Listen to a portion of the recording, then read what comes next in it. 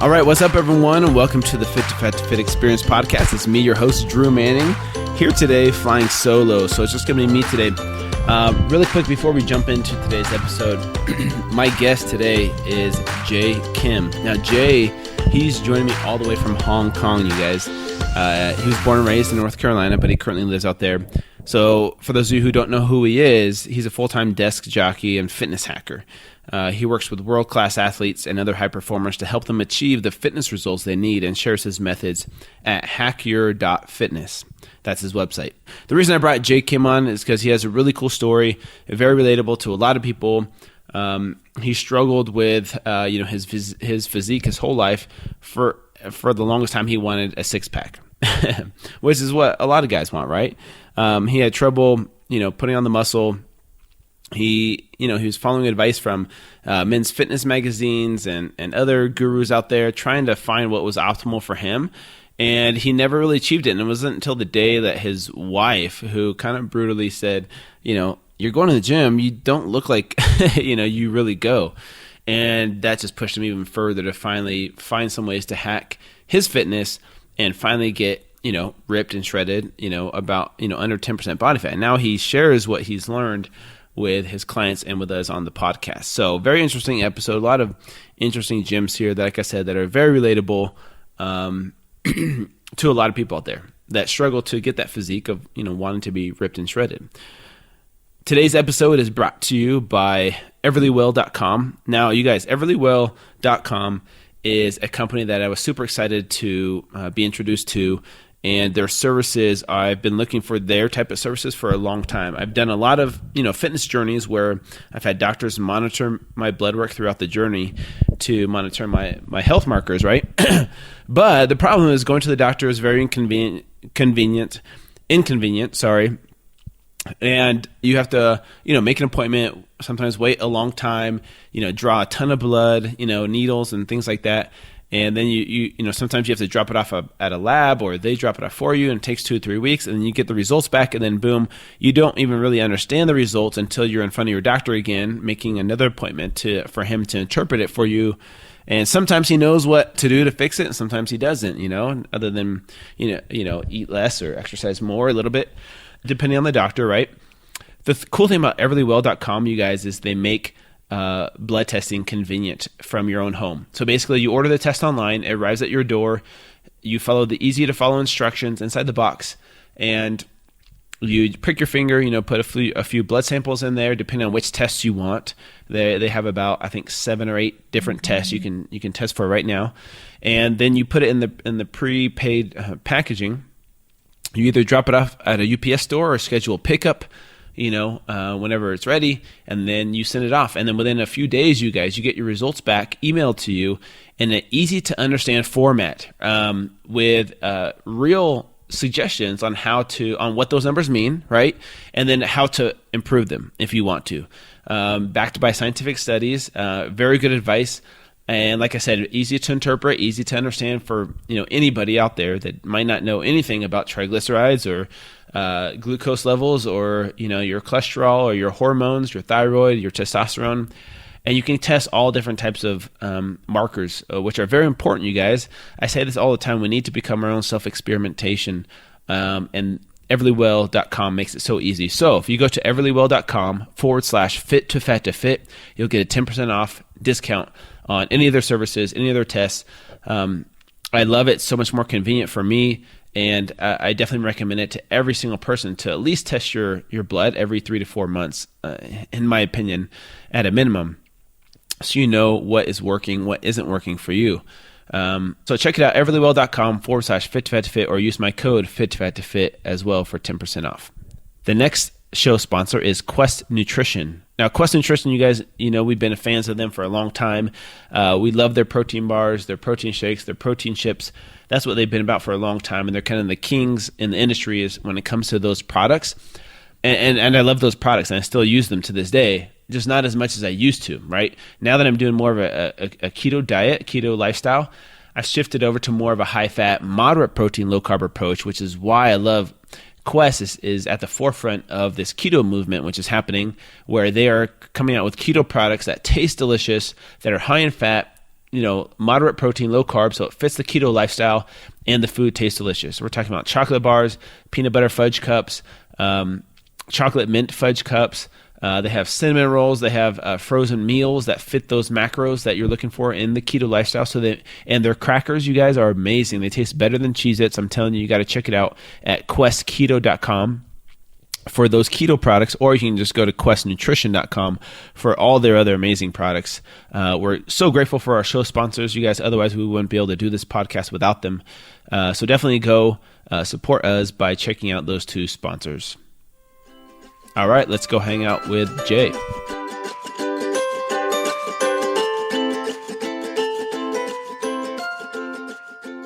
All right, Jay, thank you so much for joining me here on the Fit to Fat to Fit Experience podcast. How you doing, man?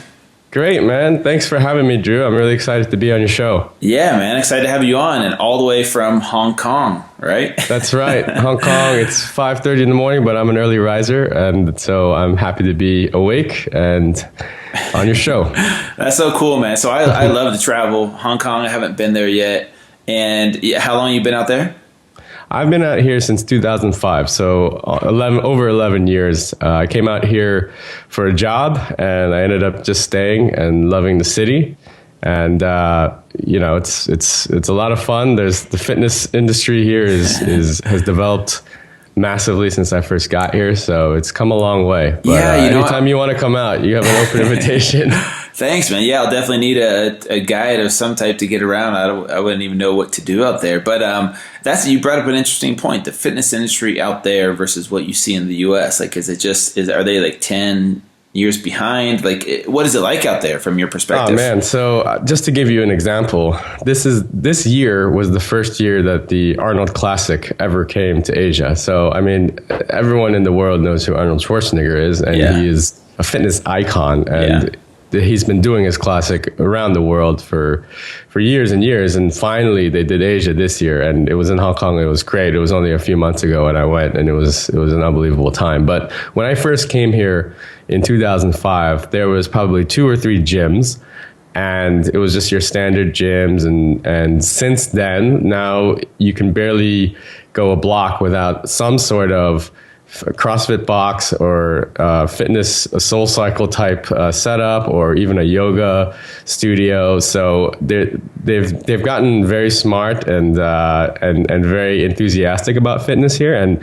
the amount of sort of health foods that are available now. Shipping is a lot cheaper, and they've kind of figured out how to get some of those great foods over here. And so that's helped as well. And just in general, I think the society in Hong Kong and in Asia, we're less fit conscious. And I think part of that is because genetically, I think Asians probably have it a little bit easier in their stack of cards when they're born. So they don't put on sort of as weight, or maybe they have faster metabolisms. So it's never been an issue. They can always cover up sort of with clothes and whatnot. And so that's a big thing. So when you don't have to walk around with a gut or a belly, then you don't care about it as much, right? Yeah, exactly. So what do you see as far as like the supplement industry out there? Is it the same as it is here in the U.S.? Are there GNCs? Are there like local supplement shops? Where are they at as far as, the supplement industry out there? I'm just curious. Yep. So same sort of thing. When I first came here, there was one GNC, and it was probably double the price of anything that you get in the States. And there was one other boutique health fitness store that I actually went to get my protein powder. But having said that, it's gotten a lot better now, but I have sort of a realistic view of the supplement industry, and there's a lot of problems with it, I believe. Yeah. And which I'm sure you're well aware of. So I'm very selective with sort of the supplements that I choose. Yeah. No, I was just curious because I wonder if there was tighter regulations over there, not allowing certain, outside the country companies in, or if they're a little bit tighter on the regulations with what goes into supplements. Because, obviously here in the U.S., you don't have to have FDA approval for certain things. And that's why it has kind of a bad rap sometimes in the supplement industry. So I was just curious about that. Yeah, I wish they did have tighter regulations here, but unfortunately, it seems to be the case that everything in Asia is a little bit behind, maybe 5 to 10 years behind the Western world. So, if anything, it might be looser out here. Interesting, man. So, okay, let's back up a little bit because I want to get to your story, which is why I kind of wanted to have you on, because I think your story is very relatable to a lot of people out there. So, kind of walk me through. You grew up here in the States, right? North Carolina. Yep. Okay. Yeah, sure. So, and then walk me through how your fitness story, because it's really cool, and how you got into health and fitness. Yeah, absolutely. So I, like you said, I was born in the States and raised, around sort of different parts of the States. I went to school on the East Coast, and after I graduated from college, I moved up to Wall Street and took a finance job because, I wanted to make money. And when I moved up there, it was sort of the transition time of, in college, you're still young and you can kind of outwork your metabolism, so to speak. You can just kind of eat whatever you want and drink and have a good time. I was just living the life, living the dream. And then when I went up to New York to work, the hours were much longer, but I was still in this mindset of, you only live once, YOLO type thing, where I just wanted to be out every night and meeting people and experiencing the big city.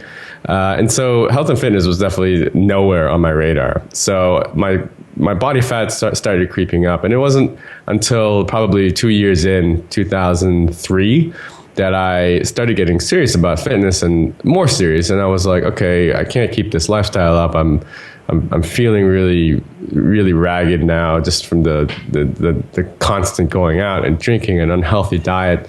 So I started working out. Did you have an aha moment or something, that like a picture, or you got sick or something that kind of was an eye-opening moment for you at the time? Not yet. Okay. But I do have an aha moment a few years later, which I'll run you through. We'll get there. Yeah, we'll get there for sure.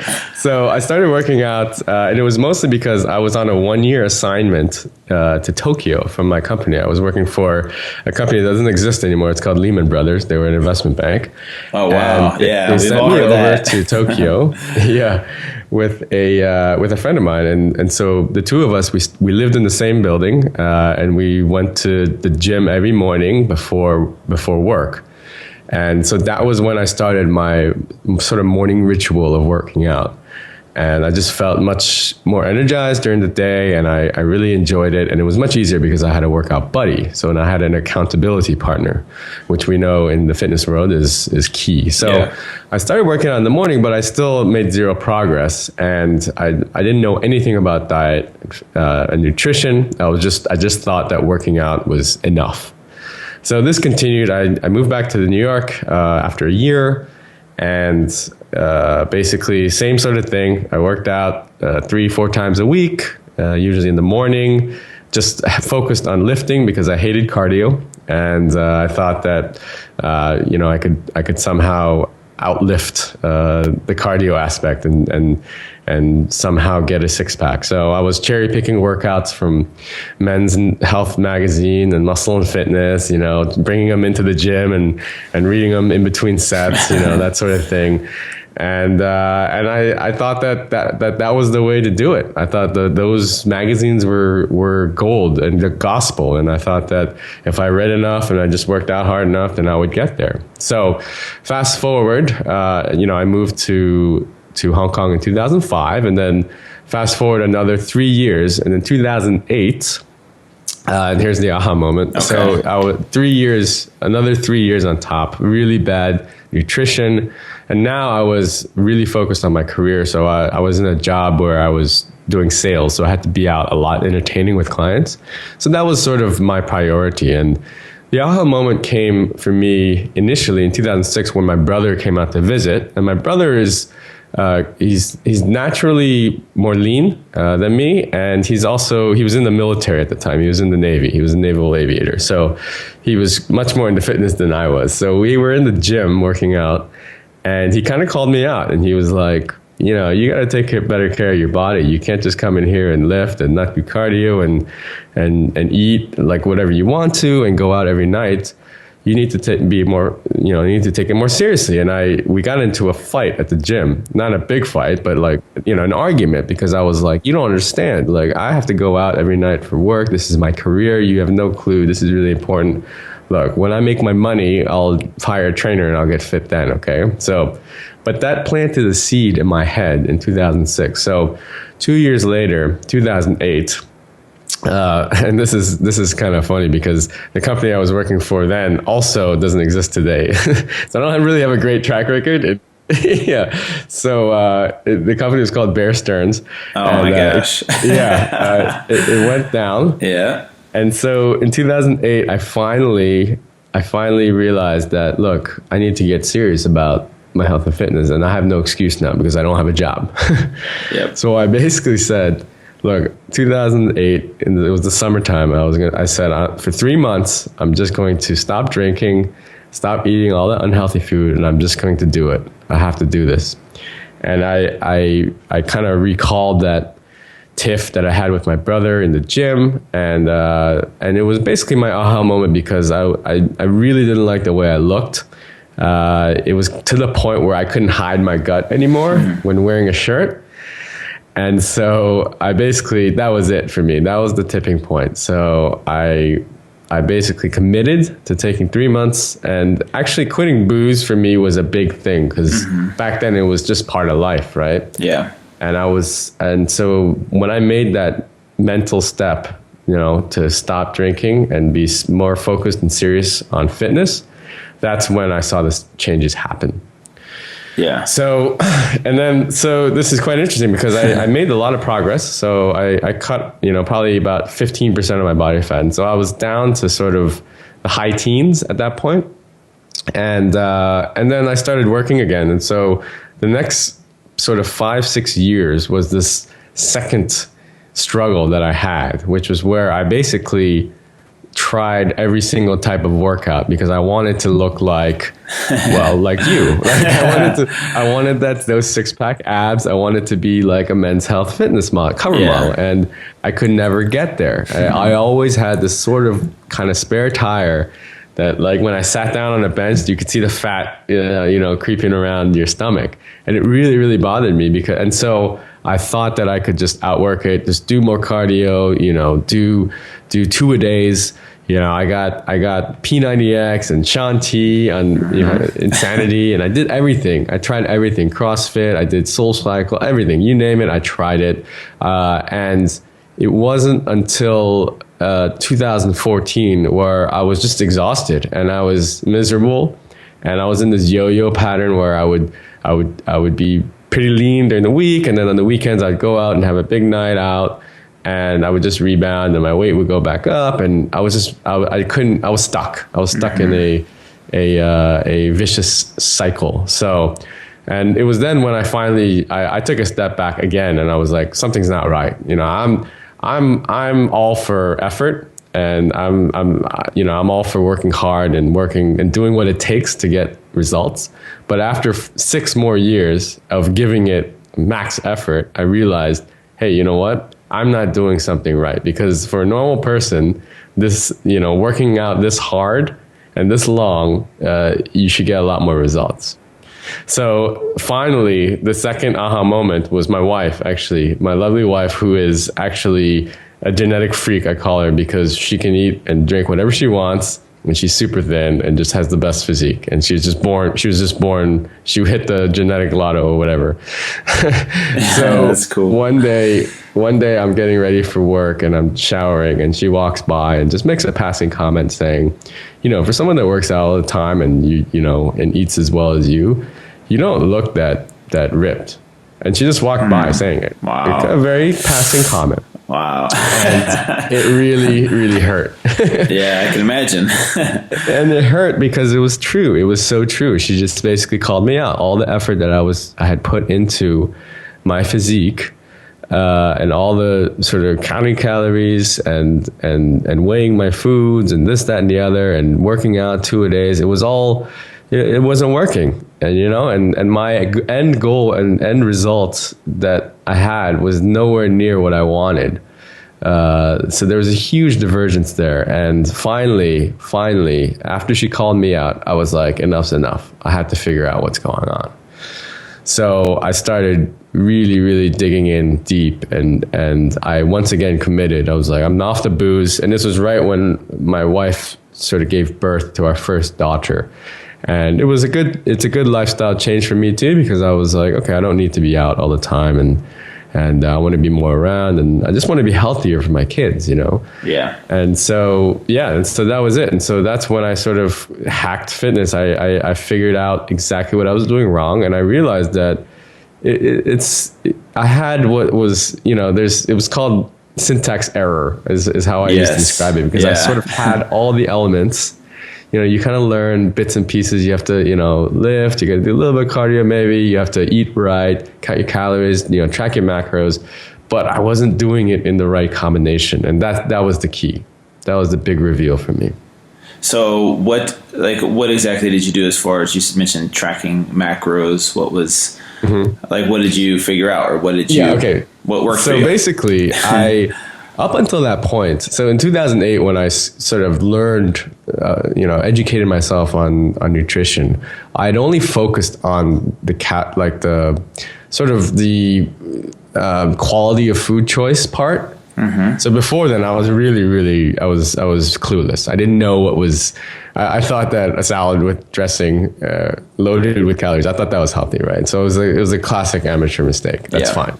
So first step, I have to educate myself on the quality of food choices and what's actually good food and what's bad food. So the second part was the counting calories part. So that was the part that I actually started doing, but I never vigilantly kept to. Okay. So, and it was kind of annoying to count your calories. And then the final sort of secret sauce that I never ever sort of actually did was the tracking of the macros. Okay. And I didn't know anything about what macronutrients were. And that's when I really drilled down in 2014. And I was like, okay, I'm going to do everything. I'm going to do whatever it takes, literally, and learn everything I need to know, because I want the results now. Yeah. Okay, so I guess we'll get into that in a little bit. I want to kind of go back to your story a little bit, because there was a lot of gems in there as you transitioned, and you went through these ups and downs. The first thing, which I thought was really interesting, was, you lost your job at that second company, and you had 3 months, where you had to figure things out. And it sounds like you did. Like, you got into it, you started seeing some good results, stopped drinking, you were exercising, and things started to drop off up to a certain point. And then you got a job eventually, right? And you had to go back to work. And that was where really things were challenging for you. And what I thought in my mind was comparing it to people on The Biggest Loser, for example, who, they have the time and the opportunity to do this amazing journey where they don't have real life to get in the way, and they can dedicate that time and just go after it. And then boom, after the show, then real life happens. And then it's hard to put to test and apply all those things that they learned during that time off when they didn't have a job or were had to take care of the kids or whatever. You had to come back to real life, and it was a struggle. And I think a lot of people go through that in their life where, and you mentioned before, like, when I get to this point in my life, I'll just pay for a trainer, pay for a nutritionist. They're going to make my meals for me. It's going to be so much easier. But until then, I got to sacrifice my health in order to make this wealth. Right. And then eventually I'll be able to relax and retire and vacation, and then I'll get in shape. But that almost never happens the way we think about it. Like, okay, I just got to work for a year, kill my body, kill my mind, and then I'll focus on myself. It's like, why not just start now? And I think a lot of people have this all or nothing mentality of either I'm all in, never mess up, never miss a day at the gym, or nothing. Right. And if they get derailed one day, they're like, well, what's the purpose of this? If I'm not seeing the results and I'm putting in all this effort, well, then it's just not worth it. I'm just going to go back to my old lifestyle. And so many people give up and quit when they don't see those results. And but you kept going. What helped you to keep going? Was it you having kids? What ended up becoming your why at some point that kept you to not give up? Because you were putting in the effort, man, 2-a-days, and your wife said that comment to you. It's like, well, fine, screw it. Like, what's the point? So what helped you keep going? Yeah, I don't, to be honest, so in 2008, I had read a book by Tom Venuto, Burn the Fat, Feed the Muscle. And that was the book that educated me on the quality of food choices. Okay, so that was a big eye opener for me. But what I was doing wrong at that point was I was not yet counting my calories and tracking my macros. Okay, so what I was doing instead was I was trying to outwork. I was trying to outwork my diet, as in I was trying to outwork my metabolism, so to speak, by overcompensating, doing 2-a-days, doing cardio, and being able to eat healthy, but not really weighing my food and tracking what it is. So in my mind, I was like, okay, if I lift heavy and I do some cardio, I can eat 5 chicken breasts tonight, and it doesn't matter because chicken breasts are healthy, and I don't need to count my calories, right? Yes. So that was my big flaw, you know? And so I always had this sort of thought that I could outwork excess calories, you know, because you learn about calories in, calories out, and then you think that it's simple math. And it is quite, I mean, that's science, you know, it's the law of energy balance and what you put in your body versus what you expend. But I didn't realize that it's so much easier to control your diet than to do another hour of cardio for that extra slice of pizza or whatever it is. You know what I mean? So yeah, that was sort of my mistake. What kept me going? That's a great question, Drew. And to be honest, I think it was sheer stubbornness and my bullheadedness to not give up, because I'd put so much time into this, and I was to the point where people had actually noticed from 2008 that change, because I lost quite a bit of weight. I was kind of fat before that, and I kind of leaned down. And so a lot of people are like, oh, you're doing well, you know, like, and so I started becoming kind of the quote unquote fitness guy within my social circle.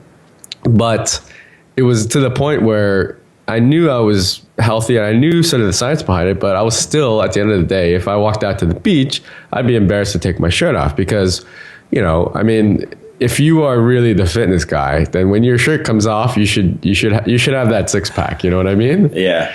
So that was probably the one thing. And look, I mean, at the end of the day, for me, and I think for a lot of people, you have to kind of be real about what you want, you know. And I'm the first to admit to anyone that I'm a little bit vain, you know, and I like to look good, and I don't think there's anything wrong with looking good. I mean, I understand that different people, you know, look good and their idea of what looking good is, and I'm not into body shaming or anything like that. But each person needs to be true to themselves. They need to realize, what do I want out of fitness? Do I just want to be, you know, have good cardiovascular health? Or, you know, do I want to be able to lift heavy and hit, you know, certain weight standards? Or do I want to, like me, have a 6-pack, you know? And for me, as shallow as it sounds, that was my end goal. And I think that if I had, I know it sounds bad, but if I had been born a genetic freak and I had a 6-pack naturally, I probably wouldn't have gone on this fitness journey. But the point is, you have to be real with yourself. If you kind of make excuses as to why you're actually doing it, then it's very difficult to hit that goal. Yeah. Yeah, no, that's a great point, man. That's a really powerful part of your story. I like that. And it kind of reminds me, I was talking to a friend of mine recently, and both him and his wife, I was talking to them, and you know, she kind of said something similar to what your wife said to you. She was like, you know, you're spending like 2 hours a day at the gym, and you could be spending time at home with the family and the kids, and, you know, you're not really in that great of shape. So it's like, well, why do you know, or should you keep doing this? Like, you know, honestly, she asked him that honestly, and he was like deflated. He was like, well, I feel like a piece of crap, you know, like, you know, but he kind of made a good point, and, you know, kind of going to what, along with what you're saying about having the 6-pack. For some people, that's their goal, and it might be a vain goal, but for them, if that's what pushes them to never give up and to keep trying, like, I'm not going to give up until this happens, then I get it. To each their own. Each person's different. But for my buddy or for other people, sometimes it's not about having the 6-pack. It's therapy in a way, right? So no, absolutely. Yeah, like, and so that's kind of what he was saying. It's like, look, I might not be in the best shape, but I do go to the gym. But it's more, it's either that or, be miserable at home with my family. If I'm, I might have 2 hours a day extra to spend with my family, but I'm not giving them my best self, my full self. And so it was just really interesting. I think it kind of applies to your story. And so my next question for you is this then, Jay. Now that you have a six pack, it's like, okay, you're done. You arrived.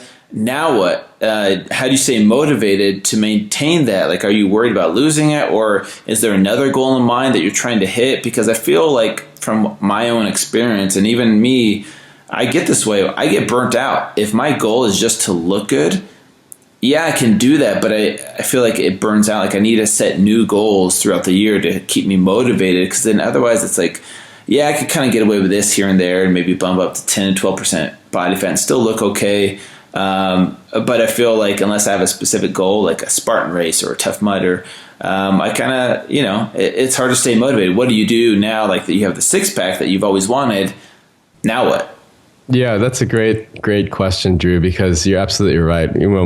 One of the kind of, it's ironic though, but like you said, when you kind of get down to where you feel like, okay, I'm kind of at my ideal body, it's almost anticlimactic, because it's like, okay, I'm finally here, and then you're like, sigh of relief, and you're happy, but then you're like, now what? It's all of a sudden this thing that you've been chasing, this Holy Grail, you finally achieved it, and it's almost like a letdown, because it's like, okay, now what? I can go to the beach, take my shirt off, and then what else do I have, right? So for me personally, so the reason that I kind of came up with the Hack Your Fitness program is it's, I'm a busy guy, and I'm sure you are. You have a full-time sort of you're an entrepreneur, and I'm sure you have a family, and so for me it was minimizing the amount of time that I would need to spend working out and being able to maintain results. Okay, so that was step one. The step one is basically, I don't want to be in the gym 5 days a week,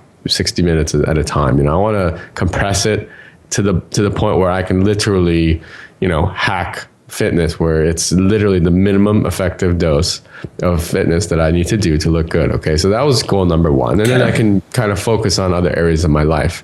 But goal number two is basically, once you get down there, you're gonna want more. You're gonna want something, right? So I've learned that just maintenance is fine for some people, and a lot of people who aren't necessarily fitness enthusiasts, they're fine cutting down to whichever percentage body fat they want to be and just maintaining. And I have a lot of coaching clients that are fine there, and they're kind of just fit it into their lifestyle now, and they're like, okay, I'll work out here, and they really enjoy that part of the flexibility of just 3 days a week of working out and kind of being able to manipulate your calories and whatnot. So that's fine for them. For guys like us, I think we want more. So I've always kind of looked for new challenges. And for me, one thing that's always been a challenge is sort of my strength, right? So on certain lifts, such as my squat, because I hadn't done squats until probably 5 years ago, right? So my squat is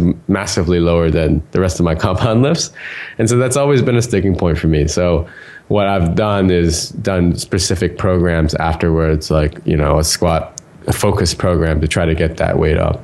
And I don't actually have a concrete goal at this point. I have certain weight standard goals, like I want to be able to squat 2 times my body weight or whatever. But you bring up an interesting point, Drew. I mean, it's a journey, and oftentimes, you need to continually have goals. My cardiovascular fitness is pretty crap right now, and I'll be the first to admit it, because I'm focused on compound lifts. So at some point, yes, I would like to start improving my cardio fitness and maybe do, a sprint triathlon or one of the other things that you're talking about.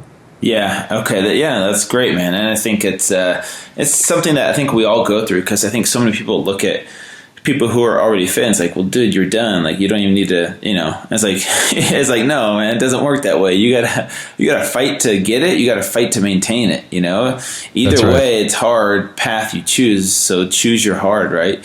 But anyways, okay, let's dive into a little bit of kind of your philosophies and what you've seen over the years that's worked for you, that has worked for some of your clients. So I think if I read right, you kind of subscribe to intermittent fasting. Tell me about your journey with that and how you've tweaked it over the years to kind of become efficient at it. Because I think that intrigues a lot of people. And I've kind of recently messed around with it, doing that with ketosis combined, and seen some great results. But before, we were taught to eat 6 meals a day. You never skip breakfast. You'll lose your gains. Tell me what your experience has been. Yeah, right. So I started intermittent fasting in 2011. It was during that time where I was literally experimenting with everything. And so that was one of the things that I did start experimenting with. And, we all know who the big name, Martin Berkhan, and who's the other guy that he wrote a book on it. Anyway, there's like two guys that I read and I followed that. And, I started learning about, and look, I'm not saying that intermittent fasting is the Holy Grail, but what it did do, learning about intermittent fasting, was it opened my eyes to exactly what you said. Like, we've all been trained and coached that you should be eating 6 meals a day. You want to keep your metabolism spinning, and you don't want your body to go into starvation mode. And this is exactly what Tom Venuto says in his book that I read in 2008. And so I was a evangelist of that. I said, I was doing bringing the 6 Tupperwares to work, and I was that guy, right? That annoying guy at your desk eating every 3 hours. And so when I found intermittent fasting, it was actually introduced to me by a friend of mine, and he basically said, he was like, just give it a shot. So I gave it a shot, and it kind of worked for me. And I kind of noticed that it fit my lifestyle. Okay. So my whole philosophy on intermittent fasting is you don't need to do it. I think I'm not fully convinced there's a lot of, so IF sort of gurus and the guys who really subscribe to it, they tout a lot of things. They say, it raises your growth hormone, and there's all these extra benefits of it. For me, I haven't necessarily witnessed them personally, but what it does do for me is it allows me to manipulate my caloric intake. Okay, so when you're on a calorie restrictive diet, I found it's the most effective way. And that's personal for me because I actually enjoy eating big meals. I'm fine skipping breakfast and eating a big lunch and big dinner. And that works a lot better for me because one of the things that was very difficult for me during that 6-year struggle was every time I would eat that mini meal every 3 hours, I was never full, and I was kind of just half full. And this always led to crazy binges as well on the weekends because I was like, I just want to eat like a whole pizza or a whole sandwich for once, or a whole chicken breast, or not this mini Tupperware portion. So psychologically, it was a big battle for me. And when I found intermittent fasting, the one thing that it did allow me to do was, in addition to not having to prep all those meals, my wife, who was my girlfriend at the time, she was doing all my meal prep. And so, yeah, for me, the one thing about intermittent fasting was that you can push your calories to when you want to eat them. And, I think it's different for every person. And I think if you're not ready to do intermittent fasting, you don't need to do it in order to get results. But I think it's an extra tool that you can use in your tool belt. Yeah. I really do believe that different things work for different people, and each person, I kind of preach to people, you become your own self-experimentation. Don't just listen to me or listen to other people about what's worked for them. You're different than them. So find what works for you. Yeah. Take what they say, apply it, give it at least 30 to 60 days, if sticking to it, and see if it works. But if it doesn't work, if you don't feel good after a day, that doesn't mean it's not good for you. You really have to give it some time, give your body some time to adjust. Because I remember when I did my Fit to Fat to Fit journey, I gained 75 pounds in 6 months. And that was like one of the hardest things I've ever done. And I remember the first 2 weeks of going back to eating healthy again were like the 2 worst miserable weeks of my life, because here I was, this trainer, eating healthy again. You would think I would feel good and excited. I felt horrible. I was like, man, what is going on here? Like, my body was not liking this healthy food, and I just had no energy, and I had headaches all the time. I was grumpy. I was moody. I'm like, man, this is not good. But it helps me realize what my clients go through and what a lot of people go through when they try a new lifestyle, right? So if you go from unhealthy to healthy, healthy to unhealthy, or you switch up the types of foods you're eating, your body takes time. It takes some time to adjust. It's gotten used to those things that it's done for so long. And so there's a transition period. After 2 weeks, I felt great again. But, if I would have given up after a few days saying, well, I'm putting in all this effort eating broccoli again and spinach, but I feel horrible, well, I might as well go back to Cinnamon Toast Crunch and Mountain Dew. You really do have to give it some time and become your own self-experimentation and find what's optimal for you, because what's optimal for you might not be optimal for somebody else. And so that's another great story, and that's why I wanted to kind of go into that with you to kind of see what your experience has been. So do you still do intermittent fasting, or have you tweaked it since, like most recently? I do, actually. I enjoy intermittent fasting, to be honest. And my mornings are usually my busiest time, so it's actually easy for me to not have breakfast. So it's just a personal choice. And like you said, I think the one thing that I've learned in my fitness journey is to question everything for yourself. Because of the internet now, you can get so much bad information, and you can find a study literally for everything. You know this, Drew. So when you're out there and you're trying to just scan articles and trying to ask questions and figure out, what's right, you got to do your own homework. I mean, the fitness industry is this huge monster that is just a money-making monster, and they'll do anything to sell another product or another supplement to you. So if you don't do your own homework, you're just going to be susceptible to all the lies, right? To falling for all the lies. So yeah. Yeah, no, that's so true, because you mentioned how before you were into, men's fitness magazines, and so many people rely on that, like, oh, well, I read that this is going to get me shredded in 4 days, but it doesn't always work out that way. So yeah, those magazines are crazy, because they're all mostly owned by the supplement industry, the companies, the large supplement countries, and then they've gotten really clever now with those articles. They seem like they're articles, but then they're advertorials. So at the end of it, it's this nice long article that really goes into depth. And there's like, oh, buy this protein powder. Yeah. So it's kind of funny. Yeah, that's interesting, man. Okay. So you do a 16-8, like 16 hours of fasting, Yep. 8-hour feeding window, and that works for you, right? That's right. And in the morning you'll do BCAAs and black coffee? Yep, I do.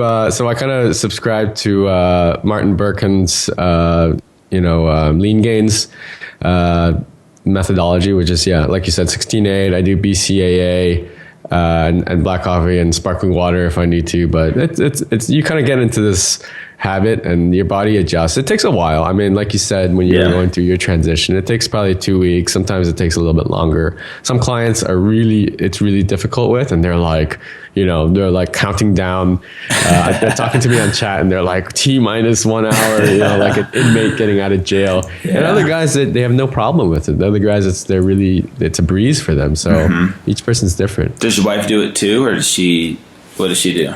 No, my wife, like I said, she's a genetic freak, so she does whatever she wants to. Funnily enough, she doesn't really eat breakfast much, but she gets away with fitness murder, so to speak. Yeah, that's funny. I can relate to that a little bit. That's funny. Okay, so have you worked with any female clients with this, and what have you found with them, or do you work only with male clients?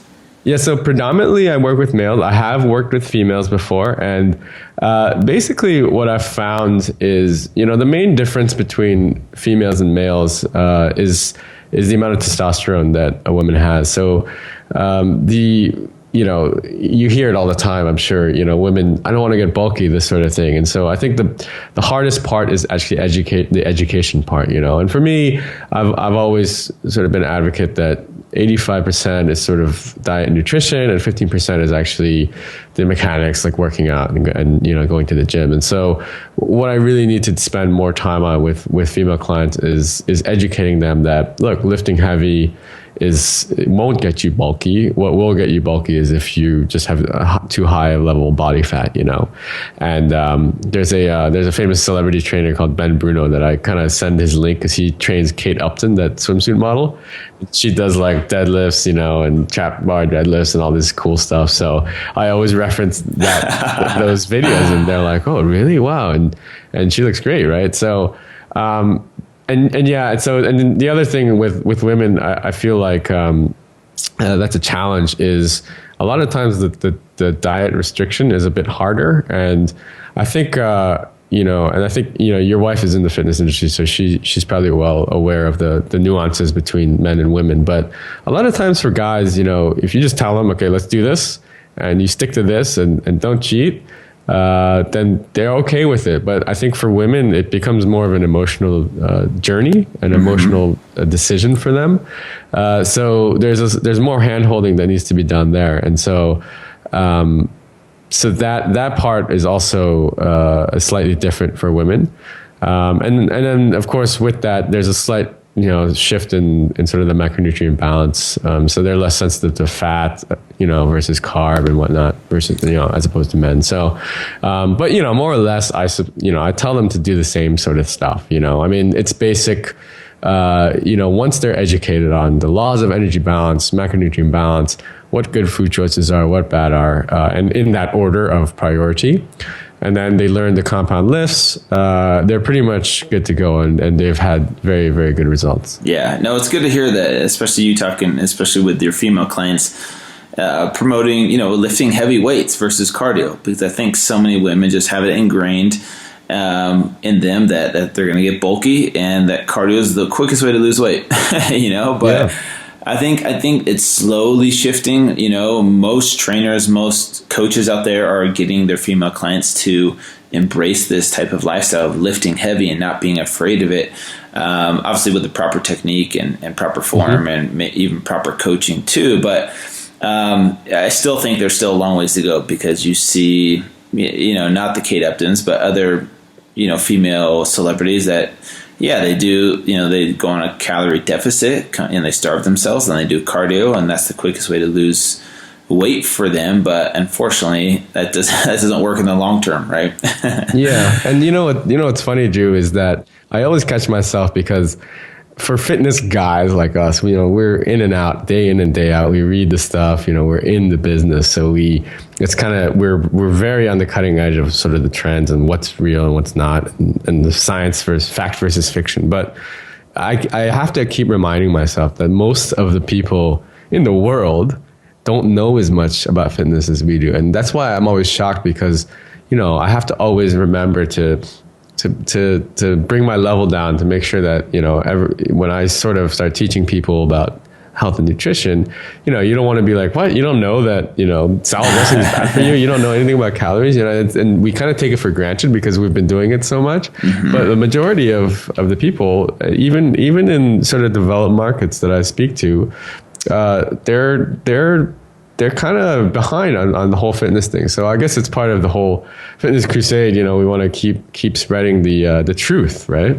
Yeah, exactly, dude. It's an interesting industry to be in, that's for sure. But I feel like we are kind of in this bubble where your average middle America type of person still doesn't understand that there's good fats and there's bad fats, and right. That fat isn't really the enemy, right? It's so low fat or non-fat foods, even though they have zero fat and lower calories, doesn't mean that they're healthy for you. So yeah, I tell people all the time, like I ate a low fat diet for 6 months and gained 75 pounds eating low fat foods like cereals, pastas, rices, white breads. 90% of the time and gained 75 pounds. So that's not the issue. But yeah, we still have an uphill battle, a long ways to go to get people to really subscribe to this new methodology. And it's slowly shifting. I really do see it shifting. It's just taken a long time, unfortunately, because, well, there's a lot of reasons. We could get into that. But okay, we're running up on time here, Jay. But I really appreciate you coming on, man. I really was surprised by this, and I had a great time with you coming on here and joining me all the way from Hong Kong. Before we go, I'm going to ask a few lightning round questions. But before we do that, let people know where they can find you: social media, your website, your book, as well, and maybe even talk about your new book that's coming out. Yeah, so it's hackyour.fitness. It's one of those .fitness endings that we decided to go with. So hackyour.fitness, you can go there. I'm on Twitter at JKimmer, JAYKIMMER.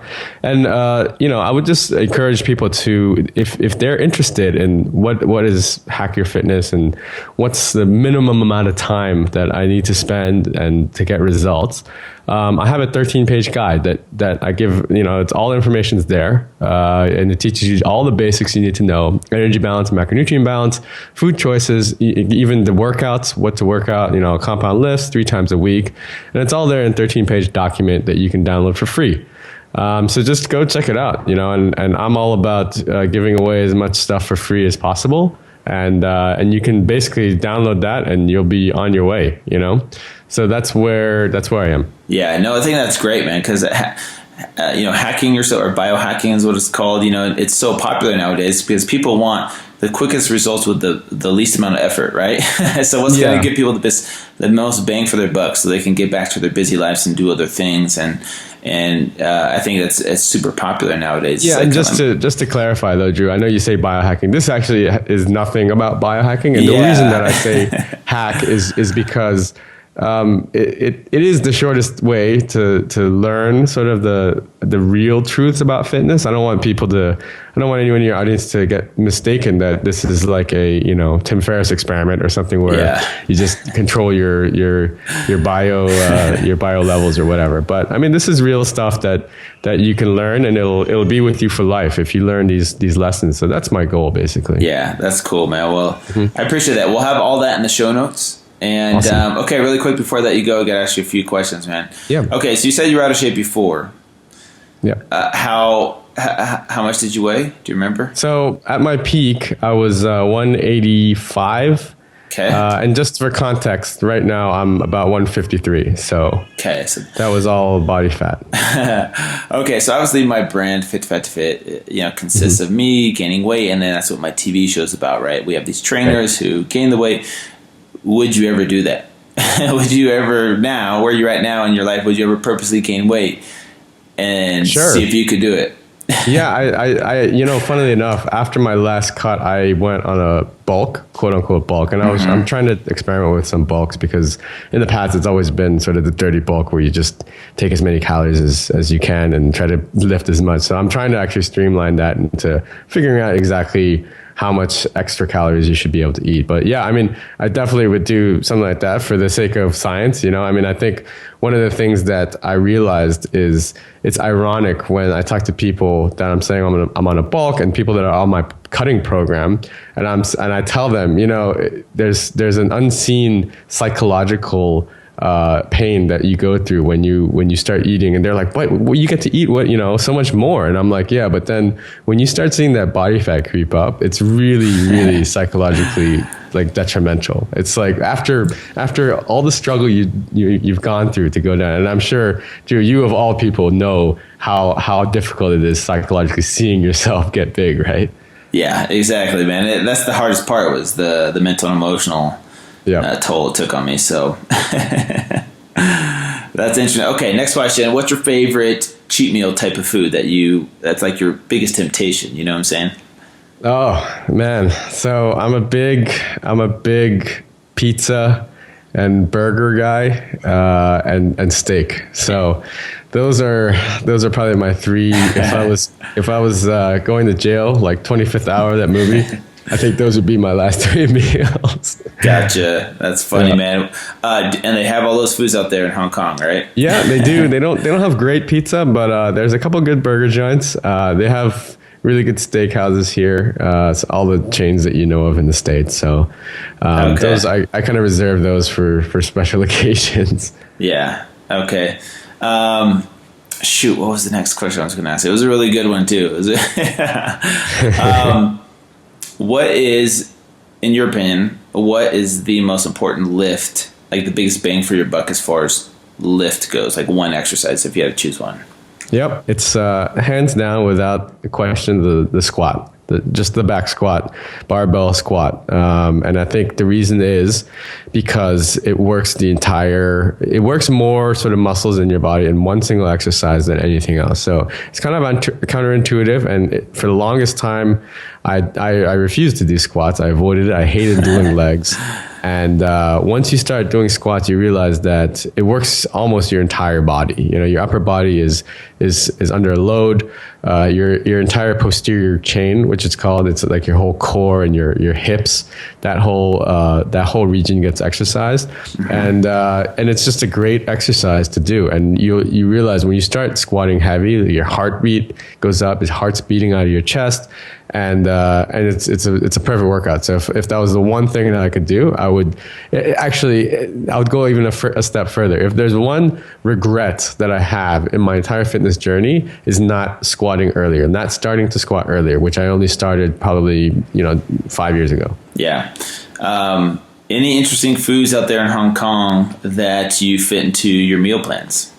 Well, most of the local Hong Kong cuisine is not very good for my meal plans. They use a lot of oil out here, and it's very carb heavy and whatnot. Which fat and carbs, again, are not bad, but bang for the buck wise, it's not great. I eat a lot of chicken, healthy chicken tenderloins. One of my favorite sort of it's not a cheat, but what really has helped me is Quest Nutrition.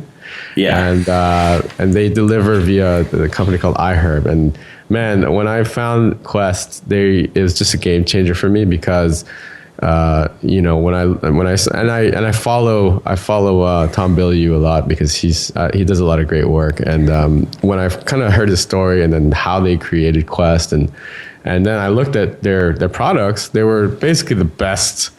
I think their thing is #cheat-clean or something like that. And they just tasted so good. And it was the one way that I could adhere to, especially on a cut, the one way I could adhere to being on a caloric deficit and the cravings that I would have for whether it's chips or something sweet. That was it. That was my solution. So interesting. Yeah, it's funny. They're actually the sponsor of our podcast, and I'm actually having Tom coming up on the podcast here pretty soon. So no way. That's awesome. Yeah. Amazing. All right, Jay, I will let you go, man. Thank you so much for coming on. Stay in touch, and I'll let you know if I make it out to Hong Kong someday. Dude, thank you so much, Drew. I had a really good time today talking with you. Okay, I appreciate it. We'll talk to you soon. Right. Take care. Bye. Thank you guys so much for listening to today's episode with Jay Kim. I really hope you found some gems in here and you learned something new from this episode. And I appreciate you guys' feedback. So feel free to reach out to me and let me know who you guys want me to bring on the podcast, topics you want us to talk about. We definitely are open to your guys' feedback. So you can reach out to me at fit2fat2fit.com or on social media, Facebook, Twitter, Instagram, Snapchat at fit2fat2fit. And I love hearing from you guys. So please feel free to reach out to me. And we'll see you guys back here next week for another episode on the Fit to Fat to Fit Experience podcast.